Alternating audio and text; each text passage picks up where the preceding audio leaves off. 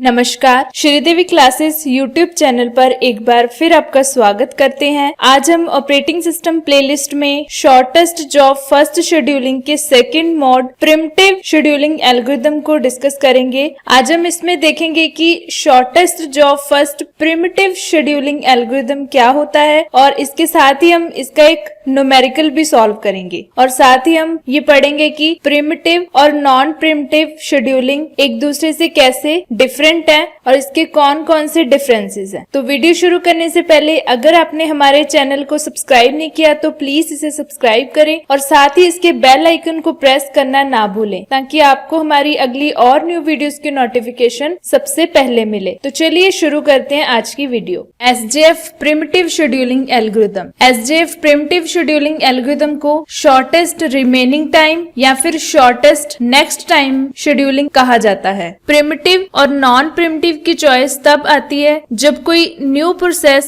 Ready queue में enter करती है और जब प्रीवियस प्रोसेस कंप्लीट नहीं होती या फिर वो एग्जीक्यूट की जा रही है। अगर रेडी क्यू में कोई ऐसी न्यू प्रोसेस आती है जिसका बस्ट टाइम शॉर्ट है तो यहाँ पे हमारा प्रिमिटिव वर्जन आता है। तब सीपीयू क्या करता है, करंट प्रोसेस को प्रिम्प्ट कर देता है और जो शॉर्ट बस्ट टाइम वाली प्रोसेस है उसको पहले एग्जीक्यूट करता है। जबकि SJF के नॉन प्रिमिटिव वर्जन में अगर सीपीयू को कोई शॉर्ट टाइम वाली प्रोसेस रिक्वेस्ट करती है तो सीपीयू जो है वो करंट प्रोसेस को प्रिम्प्ट नहीं करता। वो तब तक उस प्रोसेस को सिलेक्ट नहीं करेगा जब तक कि उसकी करंट प्रोसेस जो है वो फिनिश नहीं हो जाती। ये SJF के प्रिमिटिव और नॉन प्रिमिटिव वर्जन में एक की डिफरेंस है। इस तरह प्रोसेस की करंट स्टेट को कंटेक्स्ट स्विच के द्वारा सेव किया जाता है और सीपीयू को अनदर प्रोसेस को एलोकेट किया जाता है। एक बात आप ध्यान रखना कि अगर दो प्रोसेसेस का बर्स्ट टाइम सेम आ जाता है तो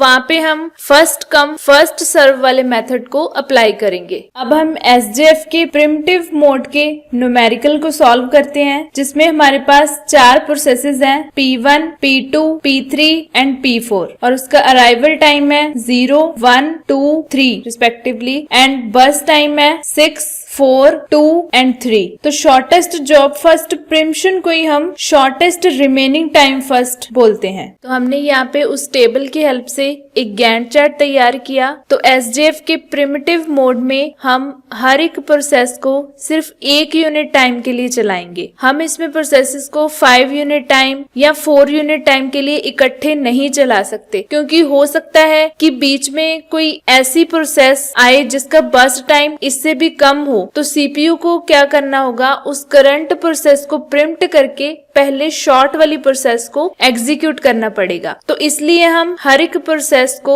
उसके बर्स्ट टाइम या अराइवल टाइम से कंपेयर करके जो प्रोसेस शॉर्ट होगी उसे सिर्फ 1 यूनिट टाइम के लिए चलाएंगे। अब यहाँ पे पहले प्रोसेस P1 आया जिसका अराइवल टाइम है 0 और उसका बर्स्ट टाइम है 6। तो हमने P1 को सिर्फ 1 यूनिट टाइम के लिए चलाया तो 6 - 1 5 रह गया। तो उसके बाद प्रोसेस P2 रेडी स्टेट में एंटर हुआ, उसका बर्स्ट टाइम था 4। तो P1 का जो बर्स्ट टाइम रह गया था 5। तो 4 और 5 में से कौन सा शॉर्ट है, P2। तो हम P2 को 1 यूनिट टाइम के लिए चलाएंगे। इसी तरह उसके बाद P3 भी रेडी स्टेट में एंटर कर गया और उसका बर्स्ट टाइम था 2। तो अब हम इन तीनों प्रोसेसेस को कंपेयर करेंगे कि किसका बर्स्ट टाइम जो है सबसे शॉर्ट है। तो P3 का बर्स्ट टाइम कम है तो हम अगेन P3 को 1 यूनिट टाइम के लिए चलाएंगे। तो इसी तरह हमने सारे प्रोसेसेस को आपस में कंपेयर करके जिसका बर्स्ट टाइम या अराइवल टाइम सबसे कम था उसको पहले रन किया। अब लास्ट में हमारा प्रोसेस P1 बच जाता है जिसका बर्स्ट टाइम था 5 मिलीसेकंड। तो उसके बाद आगे कोई और प्रोसेस ही नहीं था तो हमने क्या किया, P1 को 5 यूनिट टाइम के लिए इकट्ठे चला दिया। तो इस तरह हमारा ये गैंट चार्ट तैयार हो गया।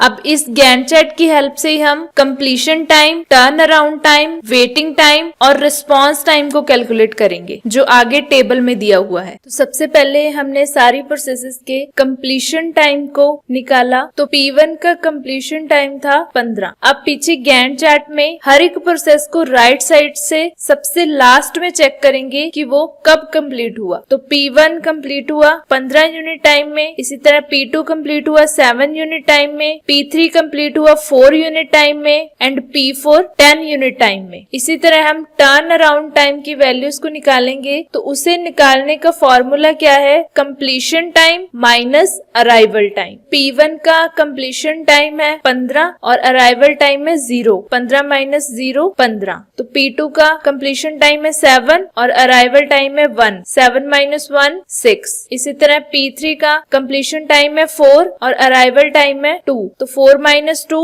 2। इसी तरह P4 का कंप्लीशन टाइम है 10 और अराइवल टाइम है 3, तो 10 माइनस 3 7। अब इसी तरह एक फॉर्मूले से हम वेटिंग टाइम की वैल्यूज को निकालेंगे। तो वेटिंग टाइम का फॉर्मूला क्या है, turn around time minus burst time. उसको कैलकुलेट करके हमारे पास वैल्यूज आ गई। P1 का वेटिंग टाइम है 9, P2 का 2, P3 का 0 और P4 का 4। इसी तरह हमने रिस्पॉन्स टाइम को भी उसके फॉर्मूले में वैल्यूज को पुट करके उसका आंसर निकाला। तो उसका आंसर आया P1 का रिस्पॉन्स टाइम आया 0, P2 का भी 0, P3 का भी 0 और P4 का 4। अब हमने एवरेज टर्न अराउंड टाइम निकाला, तो उसको निकालने का फॉर्मूला क्या है, turn around time of all processes upon total number of processes. तो इससे हमारा आंसर आ गया 7.5 मिलीसेकंड। इसी तरह हमने एवरेज वेटिंग टाइम निकाला, तो इसका भी क्या फॉर्मूला बनता है कि सारे प्रोसेसेस का waiting time upon total number of processes. तो इससे हमारा आंसर आता है 3.75 millisecond. Then next is difference between primitive and non primitive scheduling. Primitive scheduling में सीपीयू जो है वो लिमिटेड टाइम के लिए एलोकेट होता है और नॉन प्रिमिटिव शेड्यूलिंग में सीपीयू तब तक एलोकेट होता है जब तक कि कोई प्रोसेस